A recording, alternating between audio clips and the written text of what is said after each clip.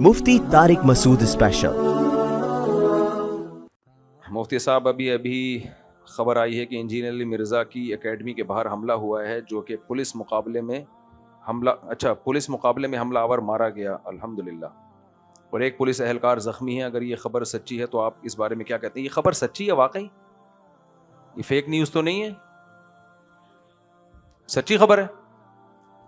बहरहाल बहुत बुरी खबर है। ये इस तरह के हमलावर मुतशद्दिद किस्म के कुछ या तो मजहबी लोग हो सकते हैं जिनको इंजीनियर अली मिर्ज़ा से इख्तलाफ है, तो हम तो हमेशा से इसकी मजम्मत करते हैं। अच्छा हुआ बेगैरत मारा गया जिसने भी हमला किया, और पुलिस वालों को भी बहादुरी को सलाम है जिन्होंने बचाया। तो इस वाक़े की भरपूर मजम्मत करते हैं। इंजीनियर अली मिर्ज़ा से 100 बार इख्तलाफात अपनी जगह, लेकिन अल्लाह ताला सेहत दे, इन हमलों से महफूज रखे सबको। और मैं तो वैसे भी इंजीनियर अली मिर्ज़ा की ज़िंदगी की दुआएं इसलिए करता हूँ कि बहुत सारी चीज़ों पे मैंने अभी जवाब रिकॉर्ड करवाना है। अभी थोड़ा सा मैं फारिग हुआ हूँ। इस रमज़ान में मैंने इंजीनियर अली मिर्ज़ा का वो क्लिप जो तरावी पर उसने रिकॉर्ड करवाया है, 2.7 मिलियन गया है वो, 2.7 मिलियन। और इंजीनियर अली मिर्ज़ा का दावा है कि तरावी पर किसी का क्लिप इतना नहीं सुना गया। आधे 1 घंटे की उसकी रिकॉर्डिंग है रेफरेंसेस के साथ। उसका मैंने इस रमज़ान में रेफरेंसेस के साथ जवाब रिकॉर्ड करवाया है, एक एक जुमले का। तो वो चूंकि अब रमज़ान में टाइम इतना कम था कि वो रिकॉर्ड होते होते आखिरी अशरा आ गया, तो मैंने कहा अब इस रमज़ान में चलाने का फ़ायदा नहीं है, रिकॉर्ड कर लिया हमने, अब अगले रमज़ान में चलाएंगे हम, अगले रमज़ान से पहले, क्योंकि तरावी का मौजू उसी वक्त ज़्यादा सुना जाता है। तो वैसे भी मैं इंजीनियर अली मिर्ज़ा की दुआ करता हूँ, ये टॉपिक ना भी होता, किसी भी इंसानी जान का कत्ल हो जाना ये अच्छा काम नहीं है। और जो दहशतगर्द हैं जिन्होंने ये हमला किया, अल्लाह उनको तबाह बर्बाद करे, उनकी नस्लों को तबाह बर्बाद करे, उनकी वो नस्लें जो इसमें अपने बाप दादा को फॉलो करें, उन नस्लों की बात कर रहा हूँ। और ऐसे दहशतगर्दों को, पुलिस वाले को बहरहाल सलाम है। तो वैसे भी मैं दुआ करता हूँ, और मैं इसलिए भी दुआ करता हूँ कि अभी मेरे ज़िम्मे कुछ कर्ज बाकी हैं, तो वो शहीद वहीद नहीं हो जाए भाई, उसकी ज़िंदगी की दुआ करो। मैं झेलम तो गया था, वापस आ गया, तो इसका मतलब ये नहीं कि मैं वापस ही आ गया।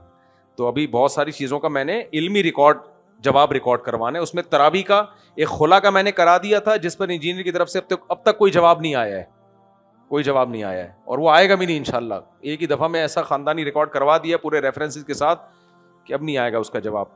और दूसरा मैंने तरावी पे भी रिकॉर्ड करवा दिया है, एक एक आप सुनेंगे ना तसल्ली के साथ, वो तरावी वाला जो वीडियो रिकॉर्डिंग हुई है रेफरेंसेस के साथ, तो आपको इंशाल्लाह अंदाजा हो जाएगा कि दलाइल की दुनिया में ये जो चारों इमाम थे ना, ये हल्के नहीं थे। मैं उसमें ये फतह मेरी नहीं है कि दलाइल की दुनिया में मेरा पलड़ा भारी है। मैं कौन हूँ भाई? जो फुक़हा और मुहद्दिसीन जो माजी में जो कुरान और सुन्नत की चारों इमामों का इत्तिफाक है कि तरावी कम से कम 20 रकत है, तो उनमें दलाइल की दुनिया में आपको लगेगा वो चारों इमाम वाकई बरहक हैं। और आजकल के स्कॉलर, उनके पास इल्म में गहराई नहीं है, तो वो पता लगेगा कि उन्होंने जो दीन को समझा है वो ही हकीकत में है, बाकी सिर्फ दावे हैं। तो अल्लाह ताला इंजीनियर अली मिर्ज़ा को वैसे भी ज़िंदगी अता फरमाए, इसलिए कि मुसलमान है और पाकिस्तानी है, इंसान है, इन तमाम बातों की वजह से। और इसलिए भी अल्लाह ज़िंदगी अता फरमाए कि अभी सिर्फ तरावी पे नहीं, और भी बहुत सारी चीज़ों पे, रफ़ुल दैन है और इख्तलाफी हज़रत मुआविया का मसला तो सबसे अहम है। इन सब चीज़ों पे मैंने जवाब रिकॉर्ड करवाना है। अगर वो दुनिया से चला गया तो मेरे जवाब तो फिर मुर्दों की खबरों में जाके थोड़ी रिकॉर्ड करवाए जाते हैं। तो अल्लाह ज़िंदगी अता फरमाए मुझे भी, ताकि मैं रिकॉर्डिंग करवा सकूं, और इंजीनियर अली मिर्ज़ा को भी। बाकी मैं उसके लिए दुआ गो हूँ, अल्लाह उसको सेहत अता फरमाए, और मुझे मौका मिला तो मैं इंशाल्लाह इयादत के लिए भी जाऊँगा। अगर अल्लाह करे ये खबर झूठी हो, पहली बात तो ये है, लोग कह रहे हैं सच्ची है। अच्छा चलो, ये खुशी की बात है, वो दहशतगर्द कमबख्त मारा गया ना, अच्छा हुआ। उस पुलिस वाले को भी शाबाश देनी चाहिए भाई। जो सिक्योरिटी में पुलिस वाले अपनी जिम्मेदारी पूरी करें, उनको पूरी कौम को सलूट करना चाहिए, पूरी कौम को उनको सलूट करना चाहिए। मिर्ज़ा जहलमी बहुत सारे मुसलमानों को गुमराह कर रहा है, और आप इस पर मिंबर पे बैठ के उसकी सेहत के लिए दुआ कर रहे हैं, क्या ये सही है? ज़िंदगी और सेहत के लिए दुआ कर रहे हैं। किसी से भी इख्तलाफ और मुखालफत एक लिमिट में होनी चाहिए, लिमिट को क्रॉस नहीं करना चाहिए। हमारे मजहबी तबके में ये भी एक थोड़ा सा मसला है ना भाई, कोई भी ज़ख्मी हुआ है, सेहत की दुआ मांगनी चाहिए, इंसान है। और किसी के कत्ल पे खुश होना, किसी पे, और ये तो दहशतगर्दों को आप सपोर्ट कर रहे हो। दहशतगर्दों की नज़र में अली मिर्ज़ा हो या मुफ्ती तारिक मसूद हो या कोई बुजुर्गों आलिम हो, फ़र्क नहीं होता। یہ دو قسم کے لوگ ہوتے ہیں, یا تو مذہبی جنونی یا ملک میں ریاست کے اگینسٹ, ملک میں انارکی پھیلانے کے لیے کسی مشہور آدمی کو قتل کر دیتے ہیں یہ لوگ. یہ بھی ہوتا ہے کہ ملک میں نا کوئی ایجنٹ ہوتے ہیں اسلام دشمن قوتوں کے, وہ ملک میں انارکی پھیلانے کے لیے بندہ مار دیتے ہیں. اب میں جب جہلم گیا تھا نا, تو میں کیوں 48 گھنٹے کا پیغام دے کے غائب ہو گیا تھا مارکیٹ سے, اس لیے غائب ہوا تھا کہ کوئی دہشت گردی کی کارروائی نہ کرے, مجھے کوئی نقصان نہ پہنچائے. اور میں اپنے ساتھیوں سے کہہ رہا تھا کہ ہم جو چھپ گئے ہیں نا 48 گھنٹے کا پیغام دے کے, جیسے پازیٹیو پیغام آئے گا تو ہم آ جائیں گے مارکیٹ میں, دوبارہ ان ہو جائیں گے, لیکن ہمیں چھپ کے رہنا ہے. چھپ کے انجینئر کے ڈر سے نہیں کہ انجینئر ہمیں کوئی نقصان پہنچائے گا, اس کے بندے نقصان پہنچائیں گے. یہ ہمیں اطمینان تھا کہ انجینئر کی دشمنی یہاں تک نہیں پہنچی ہوئی ہے کہ وہ ہمیں کوئی ذاتی طور پہ کوئی نقصان پہنچائے. ہمیں یہ تھا کوئی تھرڈ پارٹی نقصان پہنچائے گی تاکہ دونوں فریقوں میں لڑائی شروع ہو جائے.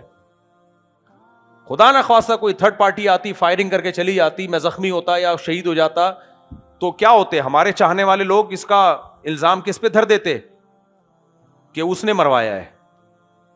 تو میں نے ساتھیوں سے کہا ہمیں یہ اطمینان ہے کہ وہ یہاں تک نہیں ہے اس کی مخالفت, کہ وہ بندہ اس طرح کا نہیں ہے کہ ہمیں کوئی دہشت گردوں کو ہمارے خلاف استعمال کرے, نہ ہم ایسے ہیں کہ ہم کوئی ایسی کاروائی کریں, لیکن کوئی تھرڈ پارٹی ایسے موقع پہ ناجائز فائدہ اٹھا سکتی ہے. تو اس تھرڈ پارٹی کو, وہ یہی تھرڈ پارٹی ہے جس نے ابھی اس پہ حملہ کیا, اور اچھا ہوا مارا گیا.